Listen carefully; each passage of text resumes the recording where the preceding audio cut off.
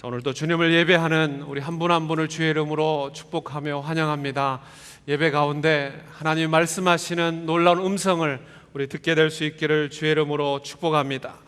하나님 말씀, 우리 계속되는 사사기서 말씀입니다. 우리 하나님 말씀 구약 성경 사사기서 7장 우리 9절에서 15절 말씀,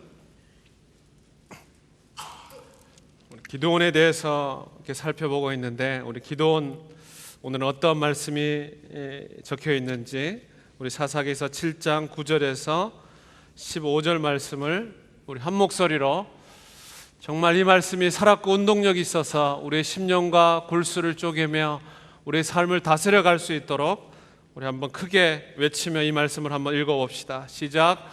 이 밤에 여호와께서 기드온에게 이르시되 일어나 내려가서 적진을 치라. 내가 그것을 내 손에 붙였느니라. 만일 내가 내려가기를 두려워하거든 내 부하 부라를 데리고 그 진위로 내려가서 그들의 하는 말을 들으라. 그 후에 내 손이 강화해져서 능히 내려가서 그 진을 치리라. 기드온이 이에 그 부하 부라를 데리고 군대가 있는 진가에 내려간즉 미디안 사람과 아말렉 사람과 동방의 모든 사람이 골짜기에 누웠는데 메뚜기의 중다함 같고 그 약대의 무수함이 해변의 모래가 수다함 같은지라. 기드온이 그곳에 이른즉 어떤 사람이 그 동무에게 꿈을 말하여 이르기를 내가 한 꿈을 꾸었는데 꿈에 보리떡 한 덩어리가 미디안 진으로 굴러 들어와서 한 장막에 이르러 그것을 쳐서 무너뜨려 엎드려뜨리니 곧 쓰러지더라. 그 동무가 대답하여 가로되 이는 다른 것이 아니라 이스라엘 사람 요아스의 아들 기드온의 칼날이라. 하나님이 미디안과 그 모든 군대를 그의 손에 붙이셨느니라 하더라. 기드온이 그 꿈과 해몽하는 말을 듣고 경배하고 이스라엘 군중에 돌아와서 이르되 일어나라. 여호와께서 미디안 군대를 너희 손에 붙이셨느니라. 아멘. 아멘. 일어나라. 여호와께서 미디안 군대를 너희 손에 붙이셨느니라. 아멘. 오늘 말씀을 통해서 여러분의 심령과 모든 무너져 있던 것들이 일어나는 축복이 있기를 주의 이름으로 축원합니다. 우리 지난 시간에 겁장이를 큰 용사로 만드신 하나님이라는 제목으로 기드온의 부르심에 대해서 말씀을 살펴보았습니다. 하나님이 기드온을 부르실 때 기드온은 겁장이었습니다. 포도주 틀에서 밀타작을 하면서 숨어서 정말 소심한 사람으로 살아갔던 기드온이었습니다. 하나님이 내가 너와 함께 할 것이다, 너를 끝까지 붙들고 너를 사용할 것이다 말했음에도 불구하고 기드온은 작은 자라고 자기 자신을 열등감에 빠뜨려 나오려고 하지 않았습니다. 하나님은 그런 기드온에게 너는 큰 용사다, 넘어지고 쓰러지고 때때로는 불안한 우리들에게 하나님 말씀하십니다. 사랑하는 딸아, 사랑하는 아들아, 너는 큰 용사다. 내가 어디를 가든지 내가 너와 함께 할 것이다. 하나님 말씀하십니다. 오늘은 두 번째 시간으로 우리 기드온 두려움을 승리로 바꾸신 하나님이라는 제목으로 말씀을 나누겠습니다. 짧은 인생을 살았지만 지나간 시간들을 이렇게 돌아보니까 사는 게 전쟁인 것 같습니다. 원하든 원치 않든 우리는 싸움터에서 살아가고 있습니다. 지나가고 보면 쉬운 일이 하나도 없었던 것 같습니다. 저도 마찬가지인데 인생을 저보다 많이 사신 우리 어르신들 말할 것도 없다고 생각합니다. 성도님들을 신방하고 가게에 가서 이야기를 하다 보면 정말 하루하루 치열하게 순간순간을 정말 헛되이 보내지 않고 정말 바쁘게 발바닥에 땀이 나도록 살아가는 삶의 이야기들을 듣곤 합니다. 새벽에 문을 열고 저녁 늦게까지 힘든 몸을 이끌고 가게 문을 열고 닫고 하는 모습을 들을 때마다 참 가슴이 뭉클해질 때가 한두 번이 아닙니다. 아마 오늘도 삶의 현장에서 열심히 일하고 이 저녁 시간에 정말 피곤하고 지쳤지만 그래도 하나님 앞에 예배하고자 하나님을 예배하는 정말 늦은 시간에 모인 사랑하는 우리 성도 여러분, 정말 하나님의 사랑과 은혜가 여러분 가운데 충만하게 흘러갈 수 있기를 주의 이름으로 축복합니다. 전쟁은 이겨야 됩니다. 일단 피할 수 없으면 우리는 그 전쟁을 이겨야 됩니다. 이기지 않으면 지게 되어 있고요, 지면 수치와 고통과 아픔이 우리를 기다리고 있습니다. 전쟁에서 이기면 영광과 상급과 그 전쟁에서 누리는 즐거움과 기쁨이 있지만 전쟁에서 지면 정말 수많은 고통이 따라오는 것이 전쟁의 결과입니다. 이기려면 힘이 있어야 되죠. 이기려면 파워가 있어야 됩니다. 정말 하나님께서 주님을 예배하는 저와 여러분에게 날마다의 전쟁 가운데 이길 수 있는 그 넉넉한 파워를 주시기를 주의 이름으로 축복합니다. 이스라엘 백성들에게 전쟁이 찾아왔어요. 그들의 죄의 결과로 주변에 살아갔던 그 미디안 족속을 막대기로 사용해서 이스라엘 백성들을 쳐들어가게 합니다. 단순히 하루 이틀을 고생하는 것이 아니라 사느냐 죽느냐 정말 운명을 결정하고 생존을 결정하는 중요한 전쟁입니다. 사사기 6장에 가면 우리가 지난 시간에 살펴보았던 것처럼 그 전쟁의 리더로 정말 겁쟁이고 소심한 리더인 우리 기드온을 하나님은 선택합니다. 정말 아무것도 아닌 평범한 사람을 사용하셔서 정말 하나님의 손길에 우뚝 서 있는 하나님의 부르심 앞으로 기드온을 부릅니다. 내가 너와 함께 할 것이다 거듭거듭 약속하면서 기드온을 안심시키시고 기드온에게 용기를 불어넣어주면서 기드온을 불러내십니다. 7장에 넘어가면 이제 그 기드온이 하나님의 부르심에 들었지만 하나님의 부르심 앞에 마음속에 꺼리끼는 의심과 확신을 주님 앞에 털어놓습니다. 부름을 받고 나서긴 나섰는데 역시 믿음지 않은 불안감이 마음속에 계속 찾아오는 것입니다. 하나님, 정말 나를 부르신 것이 맞습니까? 그렇다면 표징을 보여주십시오. 증거를 보여주십시오. 지금 내가 불안하고 연약해서 뭔가 해야 되겠는데 자신이 없습니다. 그 결과 기드온에게 3만 2천 명의 사람들이 모이죠. 양털 시험을 통해서 두 번의 시험을 통해서 3만 2천 명의 사람들을 하나님이 모아주십니다. 그런데 우리가 계속 읽다 보면 정말 이해되지 않는 사건이 벌어져요. 상대방 적군은 미디안 군대는 13만 5천 명입니다. 3만 2천 명과 13만 5천 명, 숫자가 게임이 안 됩니다. 그런데 하나님은 3만 2천 명이나 이런 사람들이 모였음에도 불구하고 그 숫자가 너무 많다고 그 숫자를 줄이라고 이야기합니다. 사람들을 돌려보라는 거예요. 숫자로 놓고 볼 때는 한 명이라도 더 모여서 상대방과 좀 비등하게 숫자가 가야 될 텐데, 그래야 뭔가 해볼 만한데, 그래도 미디안 군대는 낙타를 가지고 있고 좋은 병기를 가지고 있는데 그래도 승산이 없는데 말도 안 되게 하나님은 사람을 줄이라고 이야기합니다. 돌려보내라는 거예요. 3만 2천 명이 아니라 300명만 데리고 전쟁하라는 것입니다. 기드온이 얼마나 황당했겠습니까? 무기는 나팔밖에 없어요. 여러분, 전쟁에 나가는 사람이 나팔 들고 나가는 사람이 누가 있겠습니까? 칼과 방패는 하나도 없고 이걸 가지고 어떻게 전쟁을 하라는 말입니까? 정말 답답하고 암울하고 두려운 상황입니다.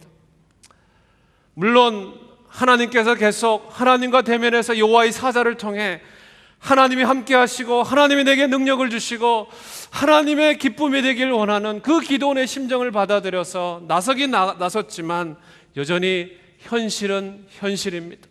두려웠어요. 저도 만약 기도원의 입장이라면 정말 두려웠을 것 같아요. 처음 목회자로 부르심을 받을 때 생각이 났습니다. 가진 것도 별로 없고 결혼도 하기 전이었고 누가 나에게 시집 올까, 돈 없는 전도사에게 누가 시집 올까, 그런 두려움이 찾아왔었어요. 과연 내 모국어다 하는 영어로 내가 신학 공부를 할 수 있을까? 두려운 마음이 찾아왔어요. 한국 땅을 떠나서 아는 사람도 없는 그곳에 가서 내가 그 과정을 통과할 수 있을까 두려웠습니다. 기도원도 마찬가지예요. 하나님의 부르심이 있었지만 발이 떨어지지 않습니다.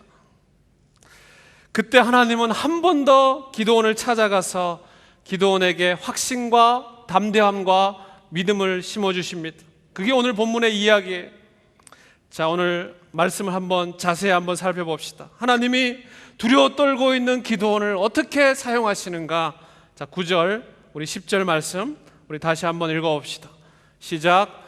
이 밤에 여호와께서 기도원에게 이르시되 일어나 내려가서 적진을 치라. 내가 그것을 내 손에 붙였느니라.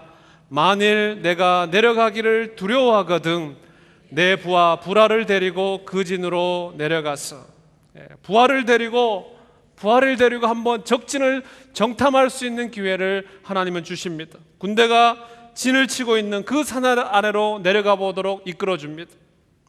가서 보는데요, 상대방의 군사들이 얼마나 많은지, 여기 오늘 말씀 11절, 12절 계속 읽어보면 그 미디안 사람 아말렉 군대들과 연합한 군대들이 메뚜기같이 눈에 들어오는 것입니다. 얼마나 그 숫자가 많은지. 가지고 있는 약대, 낙타는 해변의 모래알같이 무수하게 병기가 되어서 그 눈앞에 들어와서 기도원의 마음을 위협합니다. 마음속에 두려움이 찾아옵니다. 아, 이 싸움은 해보나 마나이구나. 300명을 데리고 13만 5천과 그들이 가지고 있는 병기를 어떻게 상대하란 말입니까? 정말 앞이 캄캄합니다. 도저히 이길 수 없는 전쟁이라고 마음속에 밀려오는 두려움이 있었어요. 근데 그때 이 기드온에게 하나님은 정말 기가 막힌 타이밍으로 상대방 군대들이 이야기하는 그 병사들이 하고 있는 대화를 엿듣게 합니다. 자, 그게 13절, 14절 이야기. 이런 내용입니다. 미디안, 그 보초 서고 있는 미디안 병사가 지난밤에 꾸었던 꿈을 이야기해줘요. 두 사람이 서로 대화를 나눕니다. 한 병사가 다른 병사에게 이야기합니다. 내가 어젯밤에 꿈을 하나 꿨는데 도대체 이해되지 않는 일이 내 꿈속에서 펼쳐졌어요. 이게 무슨 뜻인지 한번 나에게 말해줘봐요. 이러면서 그 상대방 병사에게 이야기합니다. 갑자기 보리떡 하나가 우리 진영에, 우리 군대 막사에 들어와 갖고 이 보리떡 한 덩어리가 우리 진영에 있는 모든 건물들을 다 쓸어서 우리 군대가 다 넘어졌던 꿈을 꿨단다. 이렇게 이야기하는 거예요. 그러면서 그 뜻이 도저히 무슨 뜻인지 모르니까 혹시 너 아냐? 이러면서 상대한 그 친구 병사에게 묻습니다. 그때 그 동무가 그 이야기를 듣고 이렇게 대답합니다. 친구여, 그 뜻은 기드온의 칼날에 우리 모든 미디안과 연합군의 군사가 그 군대가 다 망하는 뜻이란다. 이렇게 해석해 줍니다. 기드온의 그 이야기를 엿듣다가 박수를 치며 마음속에 쾌재를 부릅니다. 두려움에 떨고 있는 기드온이 그 이야기를 듣고 마음속에 밀려오는 하나님의 확신을 가지게 돼요. 자기 진중으로 돌아와서 이제 외칩니다.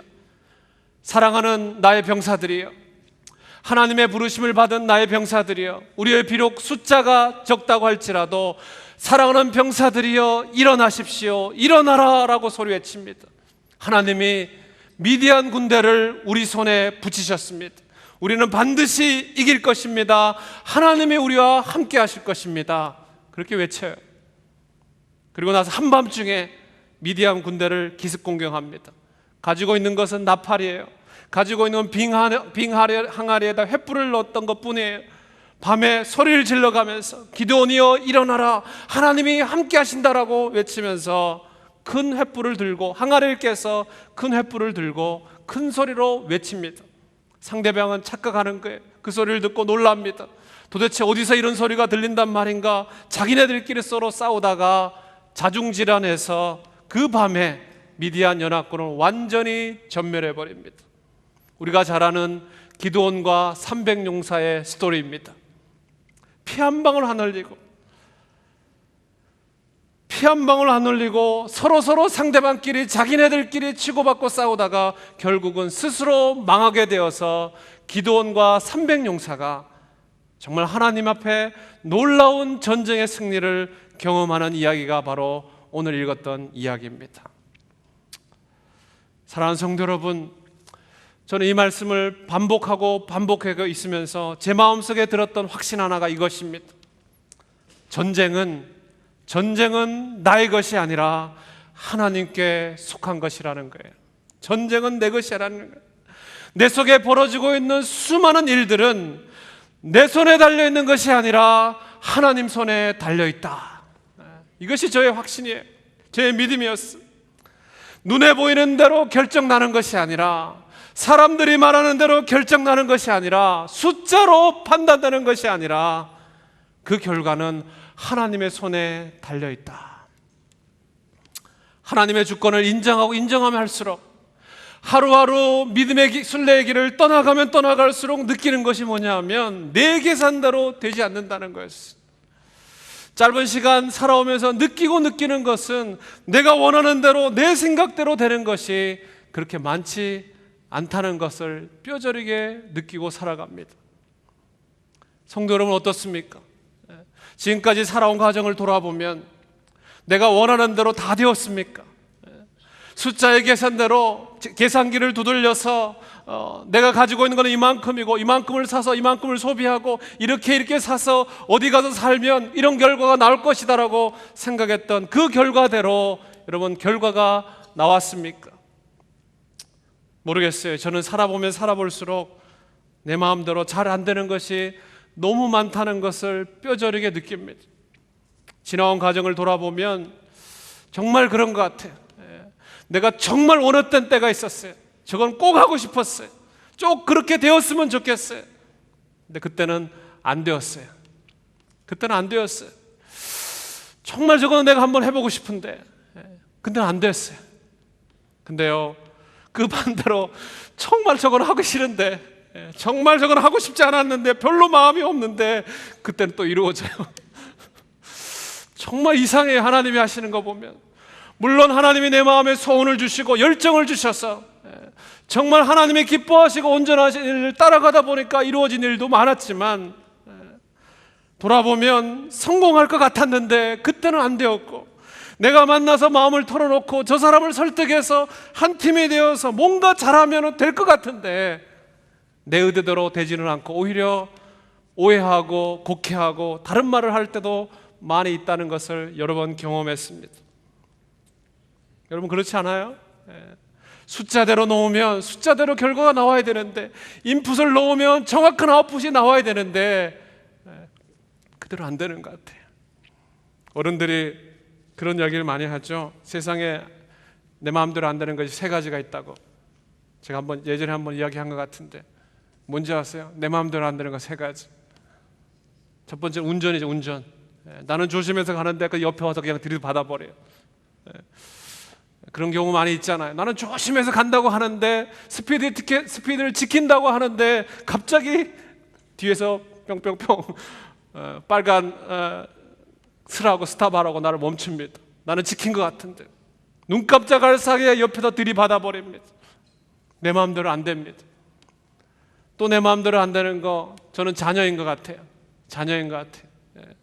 내가 낳았지만, 물론 내가 낳은 건 아니죠. 아내를 통해 아내가 낳았죠. 내가 나와서 길러보지만 정말 내 마음대로 안 되는 것 같아요. 아들이 사춘기를 겪는지 말을 안 들어요. 내 마음대로 안 되는 것 같아요. 저건 정말 했으면 좋겠는데 딴 데 가서 딴짓하고 있어요. 또 하나 내 마음대로 안 되는 거, 건강인 것 같아요. 건강. 좋은 음식 가려 먹고 열심히 운동하고 먹지 말라는 거 먹지 말고 열심히 그렇게 살아간다고 했는데도 때로 시간이 지나 보면 내 몸이 내 마음대로 움직여지지 않아요. 시간이 가면 손과 발에 힘도 없어져요. 저는 하나님의 주권을 믿습니다. 내 마음대로 내가 원하는 대로 되지 않는다 할지라도 하나님이 원하시는 대로 이끌어감을 믿습니다. 300명과 13만 5천. 눈으로 볼 때는 말이 안 되는 게임이에요. 해나 보나 한 싸움입니다. 결혼으로 바위치기예요. 그러나 하나님은 300명의 손을 들어주신 하나님이십니다. 사랑하는 성도 여러분, 내가 이기고 지는 것, 내 눈에 보이는 대로 우리의 계산대로가 아니라 하나님의 손에 달려있음을 믿으시기 바랍니다. 지금 벌어지고 있는 일들, 내 앞에 하고 있는 비즈니스와 삶과 자녀들의 모든 문제 가운데서도 어떠한 상황이라도 하나님이 다스리십니다. 어떠한 어려운 가운데서도 하나님이 그 가운데 계심을 저는 믿습니다. 내가 원하는 대로가 아니라 하나님대로, 하나님이 원하는 대로 저는 움직이심을 믿어요. 사도 바울이 복음을 전하다 감옥에 갇혔습니다. 내가 가난할 때나 비천할 때나 풍부할 때나 내가 일체의 비결을 배웠노라, 내가 모든 환경 속에서 자족하기를 배웠노라고 외칩니다. 여러분, 자족이 무슨 뜻입니까? 내가 원하는 것을 가졌으니까 만족한다는 뜻입니까? 저는 그렇게 생각하지 않아요. 자족이란 말은 자기가 어떤 환경에 처했든지 간에 모든 영역 속에서 하나님의 주권적인 손이 나와 함께 하신다는 사실을 믿는 것입니다. 하나님의 주권에 대한 만족, 그것이 자족입니다. 하나님이 다스리신다. 하나님이 원하는 대로 움직여가기 때문에 비록 먼 것 같고 비록 어두운 터널 속에 들어와 있는 것 같지만 그럼에도 불구하고 순순히 한 길 한 길을 그래도 믿음으로 한 걸음 더 내돌려 보는 것, 저는 그것이 믿음의 사람의 태도라고 생각합니다. 그래서요, 어두운 가운데 뒤돌아서지 않는 거예요. 두려움 가운데 뒤돌아서지 않는 거예요. 왜 두려움이 없겠습니까? 어찌 무섭지 않겠어요? 어떤 사람은 성경에 두려워하지 말라가 365번 나온다고 합니다. 그래서 하루에 한 번씩 두려워하지 말라, 두려워하지 말마 자기한테 이야기하라고 해요. 저는 그런 이야기 들을 때마다 더 두려운 것 같아요. 아무리 두려워하지 말라, 무서워하지 말라 그런 이야기를 듣는다고 할지라도 현실은 현실이잖아요. 넘어가야 할 강은 강이잖아요. 전쟁은 전쟁이잖아요.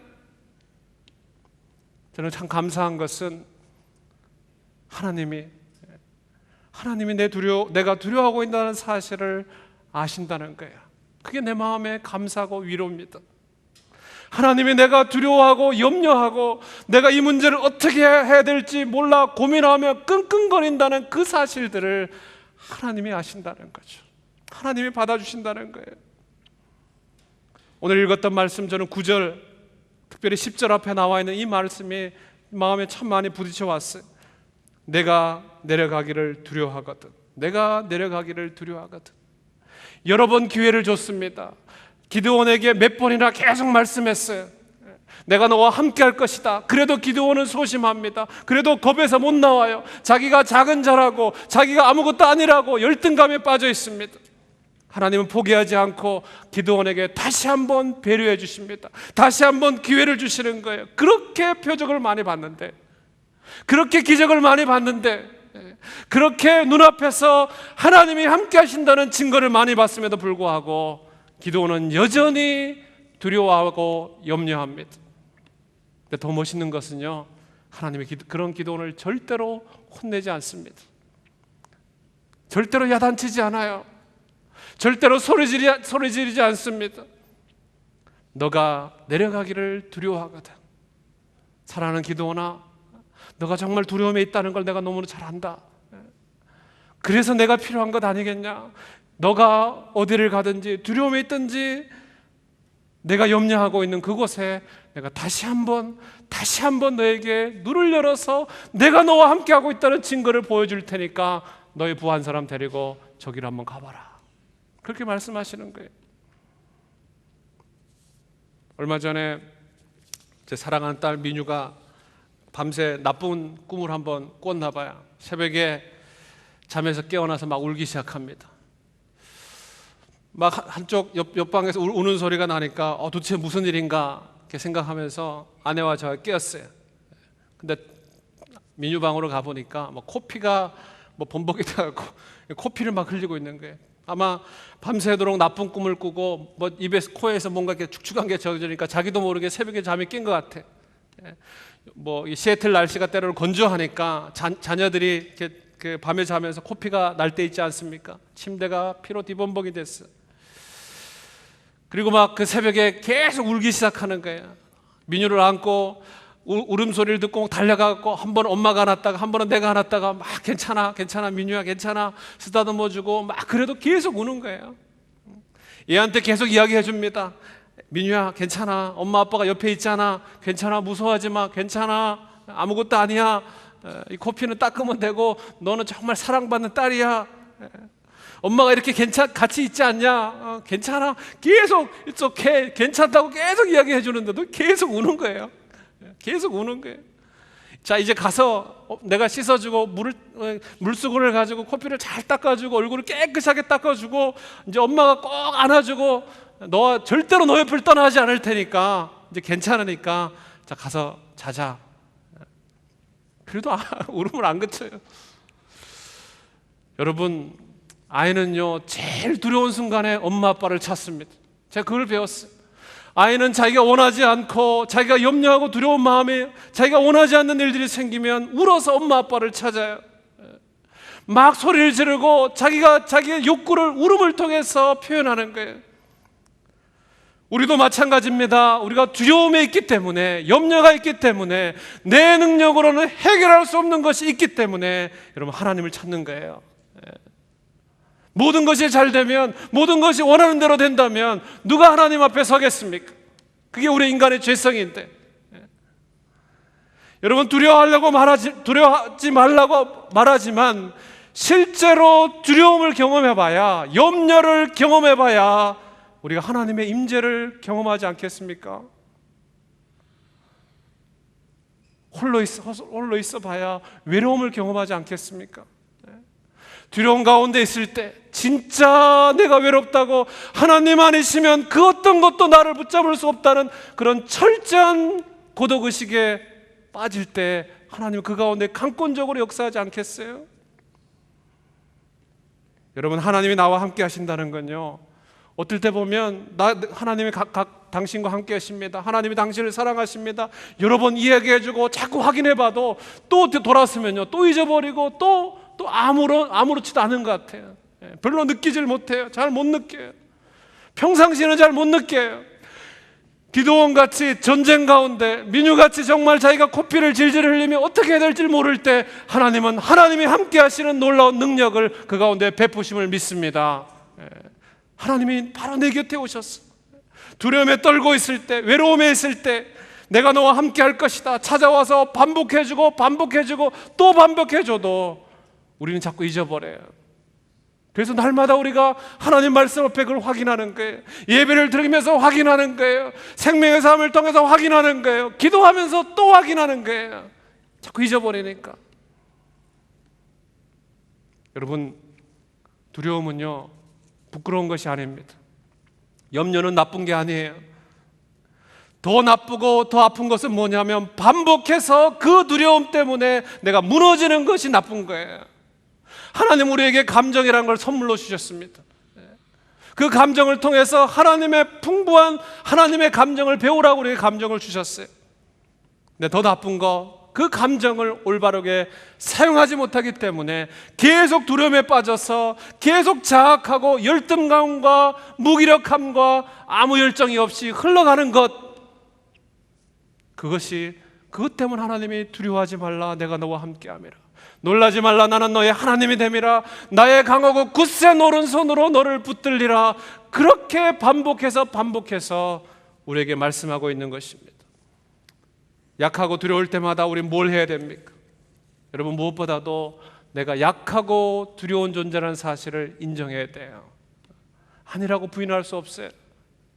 내가 하나님이 없이는 절대 혼자 살아갈 수 없는 존재라는 사실을 철저하게 인정해야 돼요. 솔직하게 드러내야 됩니다. 하나님의 존전 앞에서 하나님의 면전 앞에서 하나님 저는 두려운 존재입니다. 저는 외로운 존재입니다. 하지만 하나님의 영이 나를 붙들기 때문에 하나님 내가 두려움에도 불구하고 하나님의 그 놀라고 강하신 오른팔을 붙듭니다 라고 나아가는 거예요.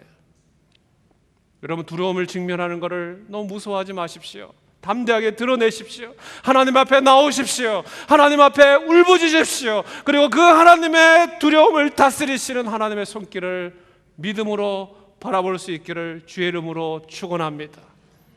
또 하나는 두렵다고 해서 내가 할 일이 자연적으로 없어지는 것이 아니라는 거예요. 여전히 눈앞에는요, 전쟁이 펼쳐져 있어요. 하나님은 내가 두려워 떤다고 해서 전쟁을 면하게 해주지 않습니다. 우리는 아무리 오늘 힘든 하루를 살았다고 하더라도 내일 또 나아가서 가게 문을 열어야 돼요. 내일 또 가야 돼요. 기도원을 위로하십니다.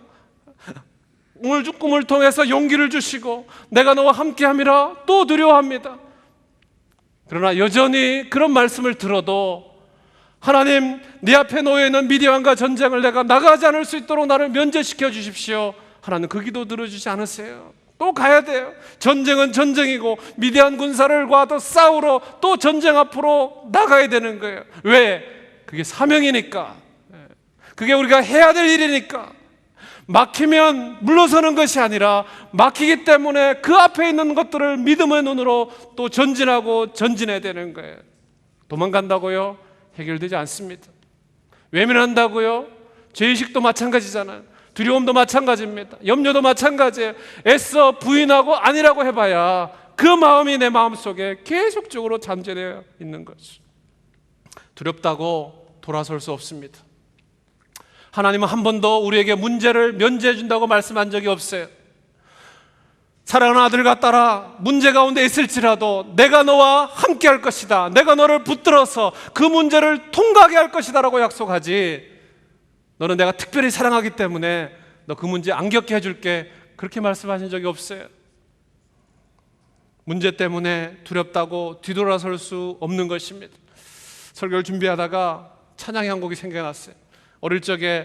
제가 어릴 적에 교회를 다녔는데요, 어른들 그 부흥회 할 때 제가 중고등학교 때 이렇게 같이 따라다녔어요. 근데 막 사람들이 뒤에서 손 들고 막 찬양을 하는데 막 사람들 울면서 부흥회 때 막 찬양하는 거예요. 근데 좀 사실 좀 무섭긴 했어요.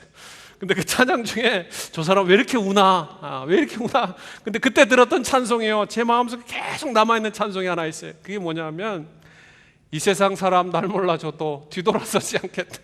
그 찬양 엄청 많이 들었던 것 같아요. 이 세상 사람 날 몰라줘도, 이 세상 사람 날 몰라줘도, 그 찬양 있죠. 절대로 뒤돌아서지 않겠다. 굉장히 단호한 각오로 막 손들고 울면서 사람들이 그 찬양을 해요. 오늘 설교 본문에 딱 맞는 것 같아요. 전쟁은 전쟁입니다. 통과해야 돼요. 절대로 뒤돌아서는 안 되는 거죠. 두려움이 있고 문제가 있고 아픔이 있고 상처가 있다 할지라도 그 전쟁은 통과해야 돼요. 여호수아서를 읽어보면 이스라엘 백성이 이제 요단강을 건너야 됩니다. 수많은 제사장들과 수많은 사람들을 데리고 이제 강을 건너려고 딱 요단강을 도하기 위해서 딱 서 있어요. 건너가야 되는데 그 앞에 요단강 물이 철철철철 흐르고 있는 거예요. 빨리 저 강을 건너야 가야 되는데 하나님은 요단강을 건너라고 이야기하는데 그 앞에 물이 너무 많이 흘러가고 있으니까 두려운 거예요. 이 많은 사람들이 어떻게 저걸 건너간단 말입니까? 근데요, 그 강물이 언제 갈라지고 멈추는지 아세요? 그 앞에 서서 갈라지게 해달라고 기도할 때 아니었어요. 그게 언제 갈라지나, 하나님 어떻게 움직이시나 우리가 한번 지켜보자, 침묵하고 가만히 있을 때 아니었어요. 그 강이 언제 그 강이 갈라지냐 하면 제일 앞에 서 있는 그 사람이 바로 그 요단강 물에 자기 말을 첨벙첨벙 담그기 시작할 때 그 강물이 멈추고 그 강물이 갈라지기 시작합니다. 길이 된 거예요. 뭘 이야기합니까? 믿음은 뒤돌아서지 않고 움직이는 거예요. 믿음은 뒤돌아서지 않고 앞으로 나아가게 하는 거예요. 믿음은 나를 움직이게 하는 하나님의 열정인 거예요. 두려움이 있습니다. 문제가 있어요. 아픔이 있어요. 전쟁을 해야 돼요. 지금 전쟁을 안 하면 수많은 사람들이 또 미디안 군사가 들어와서 자기 이스라엘 백성을 또 쑥대밭으로 만들어서 또 수십 년 동안 또 고생해야 됩니다. 여러분, 하나님 우리 가운데 심어준 그 예수 그리스도의 복음의 심장 때문에 하나님은 끊임없이 우리를 움직이게 하신 줄로 저는 믿습니다. 믿음 때문에 움직이는 거예요. 믿음 때문에 뒤돌아보지 않는 거예요. 지나간 죄책감들과 지나간 상처들과 아픔들을 돌아보지 않고 끊임없이 전진 앞으로 나아가는 거죠. 믿음 때문에, 믿기 때문에. 어떤 사람이 이렇게 해요. 목사님, 이번에 좀 내려놓겠습니다. 뭐 자꾸 이렇게 내려놓겠다고 안 하겠다고 그러는데 뭐가 그런지 무거운지 모르겠어요. 자꾸 내려놓겠다 그래요. 뭐 자꾸 내려놓겠다 하는데 믿기 때문에 자꾸 내려놓고 믿기 때문에 아무것도 하는 것이 아니라 믿기 때문에 믿음 때문에 지금 내가 이 상황에 살 수 있는 가장 최선의 것을 가지고 마음속에 열정을 불태우면서 앞으로 전진하는 거예요. 사랑하는 성도 여러분, 두렵다고 뒤돌아보지 마십시오. 뒤돌아보면 소금 기둥이 되는 거예요. 뒤돌아보면 과거의 수많은 오물들과 수많은 죄책감들과 수많은 삶의 찌꺼기들이 우리의 목덜미를 쥐어잡는 거예요. 그건 죽음의 길입니다. 그건 돌아가서는 안 되는 길이에요. 하나님 우리에게 끊임없이 앞으로 나아가라고 이야기하십니다. 멈추지 마십시오. 계속 가야 됩니다. 하나님 우리를 그렇게 부르셨어요. 내가 가진 것, 이스라엘 백성들 300명이 가진 것 나팔밖에 없어요. 말도 안 되는 이야기예요. 빈 항아리, 그 속에다 항아리 속에다 햇불 넣은 거, 그게 무기의 전부입니다. 상대가 미디안 연합군들이 보고 정말 비웃었을 거예요. 조롱했을 겁니다. 아니 전쟁하러 나왔다는 사람들이 항아리 들고 나팔 들고 무슨 전쟁을 한다는 이야기입니까? 상대방이 비웃었어요. 그래도 전진하는 거예요. 두려움 가운데서도 그 두려움의 항아리를 깨트리는 거예요. 그리고 염려의 항아리를 깨트리는 거예요. 그리고 내 속에 끊임없이 나를 잡아두는 과거의 상처의 아픔의 항아리를 깨트리는 거예요. 그리고 횃불을 흔드는 겁니다. 여호와 이름을 의지하여, 하나님의 만군의 여호와 이름을 의지하여 뒤로 물러서지 않고 대적을 향해서 그 횃불을 흔들면서 앞으로 전진하는 것입니다. 다윗이 골리앗 앞에 섰습니다. 골리앗이 당당하게 갑옷을 철철 두꺼운 갑옷을 입고 정말 자기보다 키도 조그만 그 다윗을 보면서 외칩니다. 니까짓게 나랑 싸우자고 나왔단 말입니까? 소리를 치면서 다윗 앞에서 으르렁거리면서 지축을 흔들듯이 다윗 앞에 섰습니다. 그때 다윗이 이렇게 외칩니다. 우리 사무엘상 17장 45절. 제가 기도할 때마다 이 말씀을 붙들고 기도합니다. 우리 사무엘상 17장 45절 우리 같이 한번 읽어봅시다. 시작. 다윗이 블레셋 사람에게 이르되 너는 칼과 창과 단창으로 내게 나아오니와 나는 만군의 여호와 이름 곧 내가 모욕하는 이스라엘 군대의 하나님의 이름으로 내게 나아가노라. 너는 칼과 창으로 내게 나오지만 나는 천지를 만드신 그리고 지금도 나의 삶을 다스리시는 그 하나님의 능력의 이름을 의지하여 내 앞에 진군하며 나아가노라. 다윗이 여러분 상상해 봤어요. 저는 다윗이 그 가지고 있는 물맷돌이 날아가다가 갑자기 바위돌만하게 해서 그 골리앗을 맞힌 거 아니겠죠? 그거 아니에요. 여전히 조그마한 물맷돌, 조약돌은 조약돌의 그 크기밖에 안 되었어요. 갑자기 골리앗이 목표가 요만했던 게 이만해져 갖고 목표의 타겟이 커진 것, 그거 아니었어요. 골리앗이 가지고 있던 창과 방패가 없어져 갖고 그냥 너무 전쟁하기 쉬운 것, 그것도 아니었습니다. 모든 것은 그대로예요. 문제는 그대로입니다. 미디안의 그 13만 5천 명의 수많은 군사들의 숫자들과 병기들은 그대로예요. 여전히 곡식은 빼앗아 갑니다. 여전히 우리들은 황폐해진 삶의 현장 가운데 그들을 막지 않으면 우리 삶은 피폐해져 가는 것이 현실입니다. 두려움도 그대로예요. 그런데 하나님은요, 그 현실은 그대로이지만 현실의 문제에 집중하지 않고 그 문제를 통치하시고 다스리시는 하나님을 보게 하는 비전을 우리 사랑하는 믿음의 사람들에게 저는 심어줬다고 확신합니다. 두려움이 있지만, 문제가 있지만 문제를 보는 태도가 다른 거예요. 하나님과 함께 보기 시작합니다. 골리앗을 하나님의 눈으로 보기 시작한 거예요. 미디안의 13만 5천을 비록 300명밖에 되지 않은 사람들이지만 숫자로는 게임이 되지 않지만 하나님의 관점으로, 하나님의 눈으로 보기 시작하는 거예요. 우리의 문제는요, 골리앗이 아닙니다. 미디안의 13만 5천이 아니에요. 내가 정말 이 살아계신 하나님, 능력의 하나님, 내 안에 역사하시는 그 하나님을 정말 진실되게 의지하고 있는가? 정말 그 만군의 하나님의 이름을 내가 의지하고 나아가면 이 문제를 통과할 수 있는가? 그 믿음이 없는 거예요. 저도 말씀을 준비하면서 내가 성도들에게 그렇게 목소리 높여서 외치지만 내 가운데 그런 믿음이 있는가? 하나님 앞에 죄송했어. 그러나 분명한 건 이것입니다. 하나님은 살아계십니다. 하나님은 지금도 우리 모든 삶의 주인으로 계십니다. 그분은 과거에 나와 함께 하셨고 지금도 나의 삶을 붙들어가고 계시고 지금도 주권적으로 섭리하시는 능력의 하나님이십니다. 여러분, 이 꿈 가운데요, 여러분 이 이야기 하고 마치려고 해요. 이 꿈 가운데 이 지금 그 두 병사가, 미디안의 군사가 꿈을 이야기하잖아요. 보리떡 한 덩어리가 와서 그 미디안 미디안 그 군대 진영을, 건물을 다 쓸어버립니다. 보리떡 한 덩이에 불과해. 그걸 꿈을 꿨어요. 왜 하나님이 그 보리떡 한 덩어리의 꿈을 이 미디안 병사들에게 주셨을까요? 여러분, 이스라엘 백성들에게 이 보리떡 하나는요, 그냥 짐승이나 노예들이 먹는 떡이었어요. 정말 아무것도 보잘것없고 먹을 것이 없을 때 그냥 먹는 떡이었어요. 우리 한국식으로 하면 개떡입니다. 개떡. 개떡 아세요? 우리 어르신들 개떡 드셔보셨어요? 정말 맛도 없어요. 모양도 변변하게 생기잖아요. 개떡 같다. 우리 일이 안 되면 어떻게 이야기합니까? 말하기 좀 그렇네요. 이 개떡 같은 이렇게. 그거예요, 그거. 얼마고 보잘것없고 얼마나 비겁하고 소심하면 그 보리떡 같은 기드온이, 그 작은 기드온이, 정말 개떡 같은 기드온이 하나님의 손에 들려서 그 미디안 군대를, 모든 군대의 진영을 쓰러뜨려 버리는 그 보리떡으로 하나님의 꿈에 나타나게 하셨겠습니까? 사랑하는 성도 여러분, 저는 하나님을 믿습니다. 보리떡 같은 나, 정말 개떡 같은 나를 통하여 하나님은 새로운 일을 행하실 것을 믿습니다.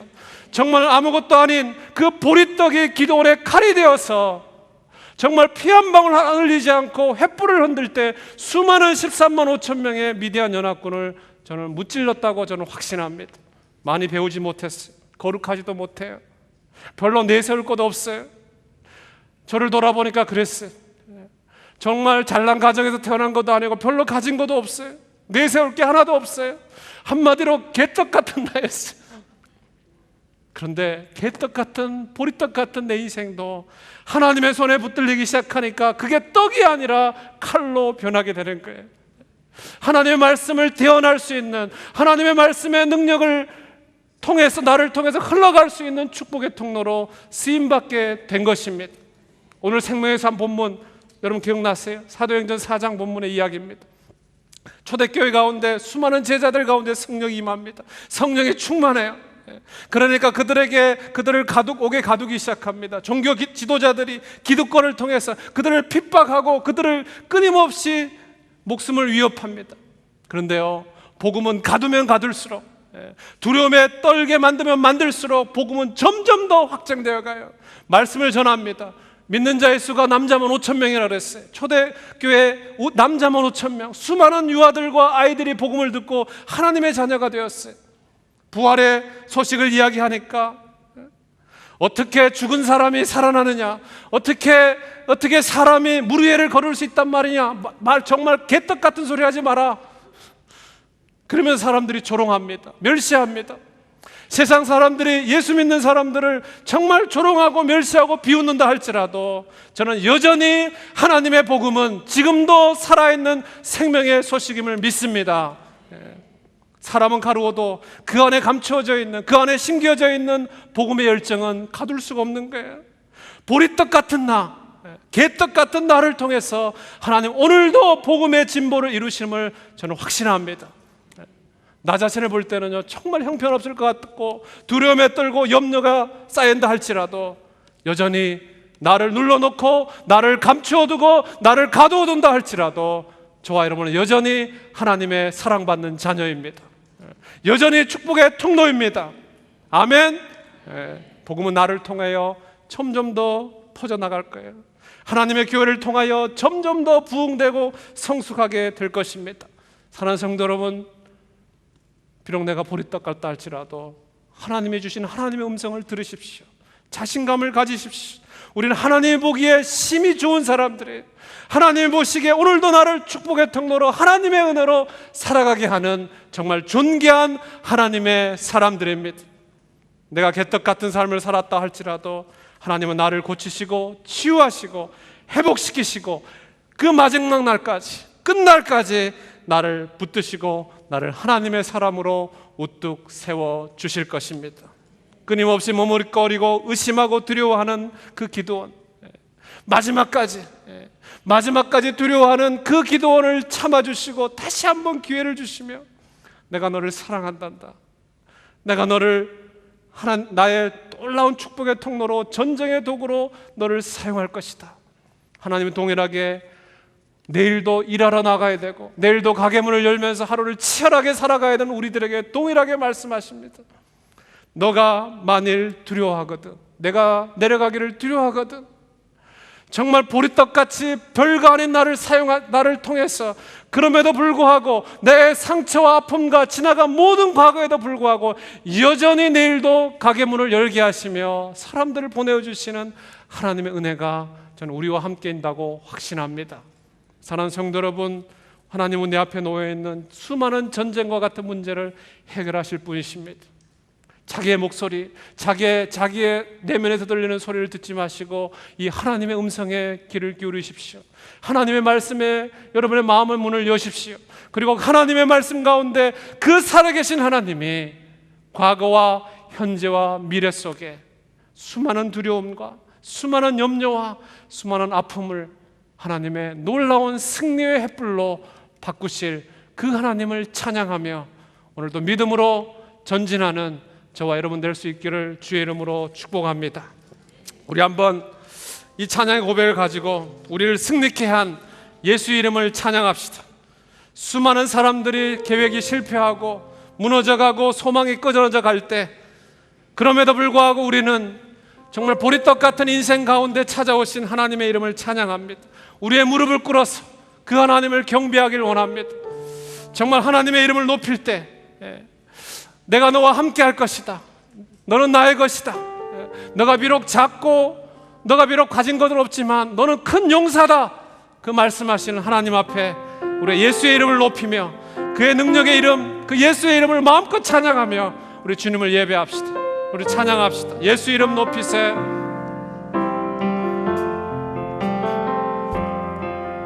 예수 이름 높이세. 능력의 그 이름, 예수 이름 높이세. 구원의 그 이름, 예수 이름을 부르는 자, 예수 이름을 믿는 자, 예수 이름 앞에 나오는 자 복이 있도다. 수많은 무리들 줄지어, 수많은 무리들 줄지어 그분을 보기를 원합니다. 그분을 보기 위해 따르네. 평범한 목수이신 그분 앞에, 평범한 목수이신 그분 앞에 모든 무릎이 꿇어 경배하네. 모든 문제들 하나하나 문제들 하나하나 죽음까지도 힘을 잃고 설명해 주는 대신 그렇습니다. 예수 이름 앞에 우리 모든 권세들이 굴복할 것입니다. 굴복하네. 자, 우리 그 이름을 높입시다. 아멘. 예수 이름 높이세. 능력의 그 이름, 예수 이름 높이세. 구원의 그 이름, 예수 이름을 부르는 자, 예수 이름을 믿는 자, 예수 이름 앞에 나오는 자 복이. 자, 우리 한 번 더 찬양할까요? 예수 이름 높이세. 아멘. 예수 이름 높이세. 능력의 그 이름 예수 이름 높이세 구원의 그 이름 예수 이름을 부르는 자 예수 이름을 믿는 자 예수 이름 앞에 나오는 자 복이 있도다. 우리 한번 기도하지 않으시겠습니까? 두렵다고 내가 해야 될 면제되는 것이 아닙니다. 문제가 자동적으로 없어지는 것 아닙니다. 하나님은 끊임없이 하루하루를 전쟁의 삶 가운데 우리를 놓아두셨습니다. 하나님, 내가 포기하지 않고 뒤돌아서지 않고 믿음으로 전진하며 움직이기를 소원합니다. 하나님, 예수 그리스도의 그 이름의 능력을 의지하여 하나님 만군의 여호와의 이름을 의지하여 하나님 통과하기를 소원하오니 하나님, 내가 하나님이 함께 하심과 하나님이 나를 붙드심과 모든 원수들과 권세들이 그리스도의 능력 아래 굴복함을 믿고 전진하오니 하나님, 나를 축복의 통로로 써주시옵소서. 나를 섬김의 통로로 써주시고 마음껏 세계 열방 가운데 하나님의 이름을 드높이는 하나님의 제자로 살게 하여 주옵소서. 우리 한번 소리내어서 한번 같이 기도합시다. 같이 기도합시다. 하나님 아버지, 감사합니다. 예수 이름을 높이며 하나님의 이름을 자랑하며 하나님 아버지, 문제 가운데서도 두려움 가운데서도 포기하지 아니하며 끊임없이 펼쳐진 전쟁의 삶 가운데 하나님, 우리의 연약함을 고백하며 그 크신 하나님의 이름을 의지하며 만군의 여러분의 이름으로 나아가는 우리 사랑하는 성도들의 삶 가운데 여호와여, 크신 하나님, 들어오신 하나님 아버지, 그들의 삶을 긍휼히 여겨주시고 하나님의 풍성한 은혜와 사랑으로 이끌어 주시며 넉넉하게 승리하며 통과할 수 있는 하나님의 크신 능력을 베풀어 주시길 원합니다. 하나님 아버지, 우리가 만군의 여 이름으로 나아갑니다. 칼과 단창과 창은 내게 없지만 내게 가진 그리스도의 보혈의 능력을 의지하여 성령의 능력을 의지하여 모든 권세와 하나님 아버지, 세상의 정세와 권세들 가운데 뛰어나신 하나님의 능력의 이름을 의지하여 하나님 아버지, 앞으로 믿음으로 전진하오니 하나님 아버지, 그 믿음과 열정으로 살아가게 하여 주옵소서. 우리 사랑하는 믿음의 교회가 그 일들을 위하여 연합되게 도와주시고 세계 열방 가운데 복음의 진보를 위해서 끊임없이 앞으로 나아가는 열정으로 다시 한번 우리를 성식시켜 주옵소서. 사랑하는 성도들을 그렇게 붙들어 주옵소서. 하나님 아버지, 그렇게 믿음을 가지고 나아갈 수 있도록 하나님, 우리를 축복하여 주옵소서. 하나님 아버지, 그렇게 우리를 사용하여 주옵소서. 우리 한 가지만 더 놓고 중보 기도를 하기를 원합니다. 우리 이번 주 금요일 날 우리 하나님께서 우리에게 꿈을 주셔서 비전을 주셔서 저 혼두라스 땅 가운데 하나님의 깨끗한 그 생수를 공급하게 하여 살아가는 우리 선교대원들 12명이 출발합니다.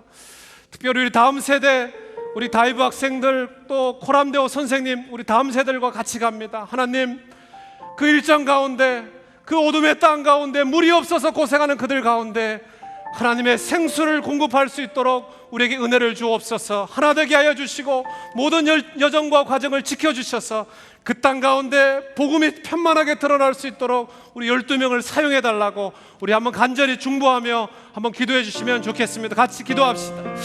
하나님 아버지, 감사합니다. 오늘도 주의 이름으로, 주의 능력으로 열방 가운데 하나님의 복음의 빛을 들고 하나님의 생수의 능력 대신 예수 그리스도의 이름을 전하기 위해 더 전진하는 우리 혼두라스 단기 선교팀을 축복하여 주시고 하나님, 그들을 사용해 주셔서 그 땅 가운데 하나님의 나라가 힘있게 확장될 수 있도록 축복하여 주옵소서. 단순히 육신의 물만 공급하는 것이 아니라 그들에게 사랑을 공급하게 도와주시고 그들에게 하나님 나라의 꿈을 심어줄 수 있도록 우리를 하나 되게 하여 주옵소서. 우리 다음 세대, 우리 다이브 학생들과 코람데오 선생님들이 함께 출발합니다. 하나님, 그들의 인생 가운데 놀라운 하나님의 나라를 보게 하여 주시고 이 일들을 통하여 열방 가운데 행하시는 하나님의 일들이 우리 가운데 믿음으로 고백되는 아름다운 역사들이 일어나게 하여 주옵소서. 하나님, 우리를 사용하여 주시고 우리의 여정 가운데 하나님의 행하시는 일들을 두려움 없이 믿음으로 바라볼 수 있도록 축복하여 주옵소서. 이 모든 일을 하나님이 행하실 것입니다. 하나님 아버지, 믿음의 열정을 가지고 출발하고자 하오니 주여, 우리 가운데 힘을 주시고 감당할 수 있는 능력을 허락하여 주옵소서. 하나님 아버지, 우리 가운데 주의 놀라운 깃발을 들고 횃불을 들고 전진하기를 소원하오니 하나님 우리 가운데 역사하여 주옵소서. 하나님 아버지, 감사합니다. 문제와 두려움과 염려 가운데서도 뒤돌아보지 않고 하나님의 승리의 횃불을 들고 전진하는 사랑하는 주의 백성들이 여기 있사오니 하나님, 우리 한 사람 한 사람을 주의 영으로 충만케 하시고 하나님의 말씀의 능력으로 새롭게 하시며 날마다 하루를 시작하며 가게 문을 열고 닫을 때마다 하나님, 전쟁터와 같은 인생 속에서 하나님의 이름으로, 예수의 이름으로 승리하며 나아가는 저희들 될 수 있도록 축복하여 주옵소서. 하나님, 우리 사랑하는 성도들을 지켜주시며 어떠한 어려움과 환난과 문제 가운데서도 하나님이 함께 하시며 소망을 주신 하나님의 능력을 붙들고 전진할 수 있도록 축복하여 주옵소서. 함께하는 온두라스 선교 가운데 하나님의 능력으로 함께 하셔서 그들에게 예수 그리스도의 생명의 물을 공급할 수 있도록 우리를 하나 되게 하시고 하나님이 지켜주시고 모든 여정 가운데 함께하여 주옵소서. 살아계신 주의 이름을 찬양합니다. 주의 이름을 높입니다. 열방 가운데 복음의 빛이 편만하게 드러나기를 소원합니다. 하나님 영광 받아 주옵소서. 살아계신 예수 그리스도의 이름으로 간절히 기도드려 싸움나이다. 아멘.